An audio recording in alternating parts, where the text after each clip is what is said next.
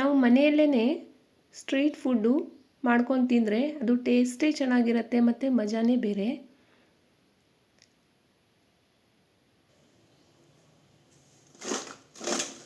ನೀವು ನೋಡಬಹುದು ಎಷ್ಟು ಚೆನ್ನಾಗಿ ಪೂರಿ ಬಂದಿದೆ. ನೀವು ಒಂದು ಸಲ ಈ ರೀತಿ ಪೂರಿ ಮಾಡಿದ್ರೆ ಹೊರಗಡೆ ಹೋಗಿ ಪಾನಿಪುರಿ ತಿನ್ನೋದನ್ನೇ ಇಲ್ಲ, ಅಷ್ಟು ಚೆನ್ನಾಗಿ ಬರುತ್ತೆ. ಬನ್ನಿ ಇದು ಹೇಗೆ ಮಾಡೋದು ಅಂತ ನೋಡೋಣ.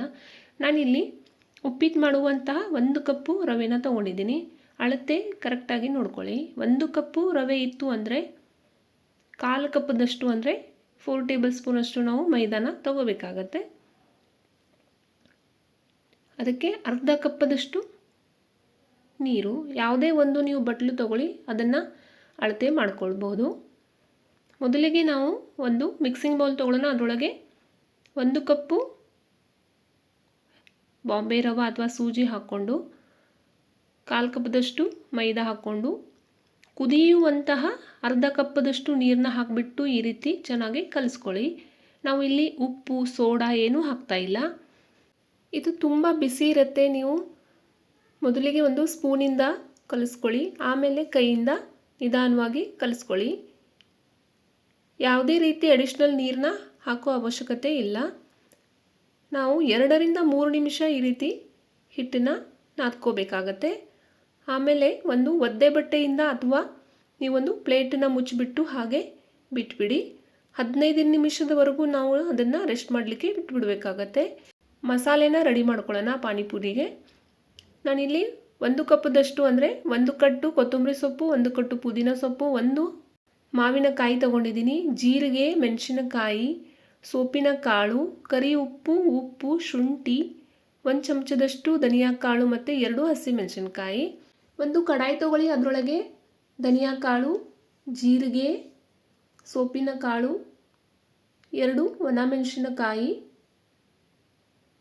ಒಂದು 4 ರಿಂದ 5 ಕಾಳುಮೆಣಸು ಕೂಡ ಇದರಲ್ಲೇ ನೀವು ಹಾಕಬಹುದು. ನಾನು ಕಾಳುಮೆಣಸನ್ನ ಪುಡಿ ಹಾಕ್ತಾಯಿದ್ದೀನಿ.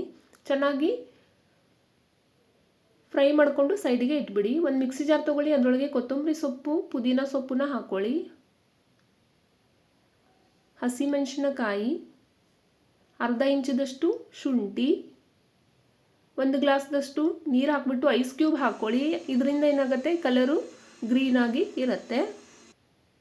ಇದನ್ನು ಚೆನ್ನಾಗಿ ಮಿಕ್ಸಿ ಮಾಡ್ಕೊಂಡಾದ್ಮೇಲೆ ಸೋಸ್ಕೊಳ್ಳಿ. ನೀವು 2 ರಿಂದ 3 ಸಲ ನೀರು ಹಾಕಿಬಿಟ್ಟು ಈ ರೀತಿ ಸೋಸ್ಕೊಂಡು ಸೈಡ್ಗೆ ಇಟ್ಬಿಡಿ. ಹುರಿದಿರುವಂತಹ ಒಣ ಮಸಾಲೆನ ಕೋರ್ಸ್ ಪೌಡ್ರ್ ಮಾಡ್ಕೊಳ್ಳಿ. ಅದನ್ನು ಆ ಪಾನಿಯಲ್ಲಿ ಹಾಕ್ಕೊಂಡು ಮಿಕ್ಸ್ ಮಾಡ್ಕೊಳ್ಳಿ. ಇವಾಗ ರುಚಿಗೆ ತಕ್ಕಷ್ಟು ಕರಿ ಉಪ್ಪು, ಸೇಂದಾ ಲವಣ ಕೂಡ ಹಾಕ್ಕೊಳ್ಳಿ, ಟೇಸ್ಟು ಚೆನ್ನಾಗಿರುತ್ತೆ.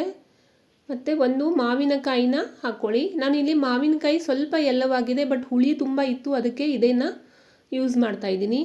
ಹುಣಸೆ ಹಣ್ಣಕ್ಕಿಂತ ಮಾವಿನಕಾಯಿ ಸೀಸನಲ್ಲಿ ಈ ರೀತಿ ಮಾಡ್ಕೊಂಡು ತಿನ್ನೋದ್ರಿಂದ ಟೇಸ್ಟು ತುಂಬ ಚೆನ್ನಾಗಿರುತ್ತೆ. ಸ್ವಲ್ಪ ಕಾಳುಮೆಣಸಿನ ಪುಡಿ ಹಾಕ್ಕೊಂಡು ಮಿಕ್ಸ್ ಮಾಡ್ಕೊಳ್ಳಿ. ನಿಮಗೆ ತಣ್ಣಗೆ ಬೇಕಿತ್ತು ಅಂದರೆ ಫ್ರಿಜ್ಜಲ್ಲಿ ಇಟ್ಕೋಬಹುದು.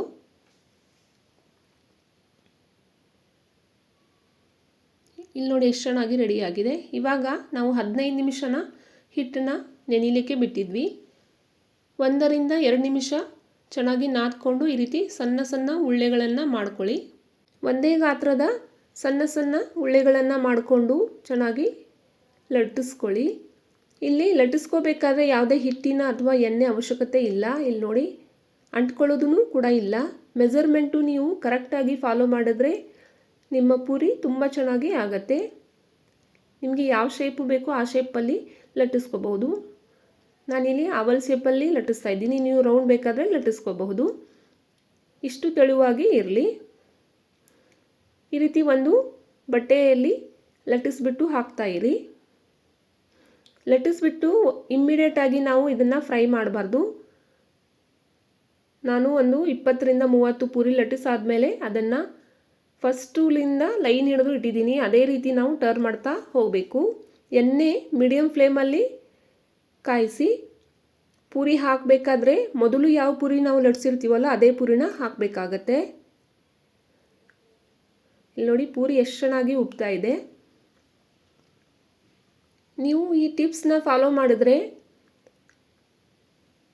ಪೂರಿನ ತುಂಬ ಚೆನ್ನಾಗಿ ಮಾಡ್ಕೋಬಹುದು. ಎಲ್ಲರೂ ಪಾನಿನ ಚೆನ್ನಾಗಿ ಮಾಡ್ಕೋತಾರೆ, ಬಟ್ಟು ಪೂರಿ ಮಾಡ್ಕೊಳ್ಳಿಕ್ಕೆ ಕಷ್ಟ ಆಗಿಬಿಡತ್ತೆ.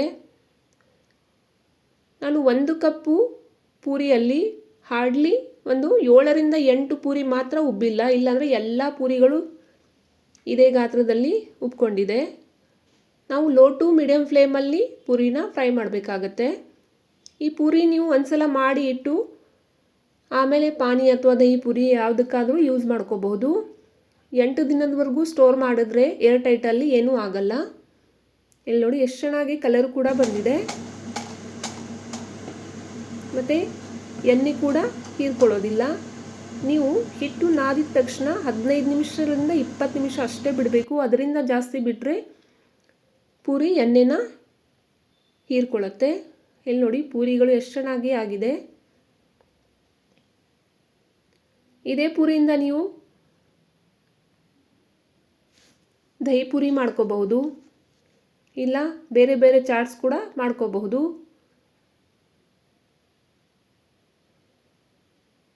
ಪೂರಿ ಫ್ರೈ ಮಾಡಬೇಕಾದ್ರೆ ಲೋ ಟು ಮೀಡಿಯಮ್ ಫ್ಲೇಮೇ ಇರಲಿ. ಹೈ ಫ್ಲೇಮಲ್ಲಿ ಮಾಡಿದ್ರೆ ಪೂರಿ ಸೀದೋಗುತ್ತೆ ಮತ್ತು ಕ್ರಿಸ್ಪಿಯಾಗಿ ಉಳಿಯಲ್ಲ. ಇಲ್ಲಿ ನೋಡಿ ಪೂರಿಗಳು ಎಷ್ಟು ಚೆನ್ನಾಗಿ ಆಗಿದೆ. ನಾನು ಯೂಟ್ಯೂಬ್ ಚಾನಲ್ನ ಸಬ್ಸ್ಕ್ರೈಬ್ ಮಾಡಿಲ್ಲ ಅಂದರೆ ಸಬ್ಸ್ಕ್ರೈಬ್ ಮಾಡ್ಕೊಳ್ಳಿ, ಬೆಲ್ ಬಟನ್ನ ಪ್ರೆಸ್ ಮಾಡ್ಕೊಳ್ಳಿ. ಇದೇ ರೀತಿ ಹೊಸ ಹೊಸ ವಿಡಿಯೋ ಎಲ್ಲ ನೀವು ವೀಕ್ಷಿಸಬಹುದು. ನೀವು ಮಾವಿನಕಾಯಿ ಬದಲು ಹುಣಸೆ ಹಣ್ಣನ್ನು ಹಾಕೋಬಹುದು, ಬಟ್ ಮಾವಿನಕಾಯಿ ಸೀಸನಲ್ಲಿ ಮಾವಿನಕಾಯಿ ಹಾಕಿಬಿಟ್ಟು ನಾವು ಪಾನಿನ ರೆಡಿ ಮಾಡಿದ್ರೆ ಟೇಸ್ಟು ಅದ್ಭುತವಾಗಿ ಇರುತ್ತೆ. ಪೂರಿಯಲ್ಲಿ ಸ್ಟಫ್ ಮಾಡಲಿಕ್ಕೆ ಆಲೂಗಡ್ಡೆನ ಬೇಯಿಸ್ಕೊಂಡಿದ್ದೀನಿ. ಅದಕ್ಕೆ ಸ್ವಲ್ಪ ಕರಿ ಉಪ್ಪು, ಚಾಟ್ ಮಸಾಲ, ಸ್ವಲ್ಪ ಅಚ್ಚ ಖಾರದ ಪುಡಿ, ಪಾನಿಗೆ ಮಿಕ್ಸ್ ಮಾಡಲಿಕ್ಕೆ ನಾವು ಕೋರ್ಸ್ ಪೌಡರ್ ಮಾಡಿರುವಂಥ ಒಣ ಮಸಾಲೆ ಪುಡಿ ಕೂಡ ಇದರಲ್ಲಿ ಮಿಕ್ಸ್ ಮಾಡಿ ನೀವು ಕಲಿಸಿ ಇಡಬಹುದು. ಇದರಲ್ಲಿ ನೀವು ಬೇಕಾದರೆ ಜೀರಿಗೆ ಪುಡಿ ಮತ್ತು ಧನಿಯಾ ಕೂಡ ಹಾಕ್ಕೋಬೋದು. ಕಟ್ ಮಾಡಿರುವಂಥ ಕೊತ್ತಂಬರಿ ಸೊಪ್ಪು, ಈರುಳ್ಳಿ ಹಾಕ್ಕೊಂಡು ಮಿಕ್ಸ್ ಮಾಡ್ಕೊಳ್ಳಿ. ನಾನು ಮೊದಲೇ ಬಟಾಣಿ ಕಾಳನ್ನ ನೆನೆಸ್ಬಿಟ್ಟು ಕುದಿಸ್ಬಿಟ್ಟು ಸೈಡಿಗೆ ಇಟ್ಟಿದ್ದೀನಿ. ಪಾನಿ ಕೂಡ ರೆಡಿಯಾಗಿದೆ.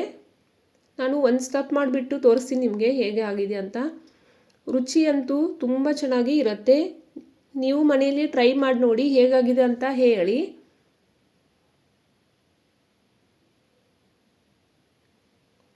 ರುಚಿ ರುಚಿ ಅಡುಗೆ ಮಾಡ್ತಾಯಿರಿ, ತಿಂತಾಯಿರಿ, ತಿನ್ನಿಸ್ತಾಯಿರಿ, ಹೆಲ್ದಿಯಾಗಿರಿ.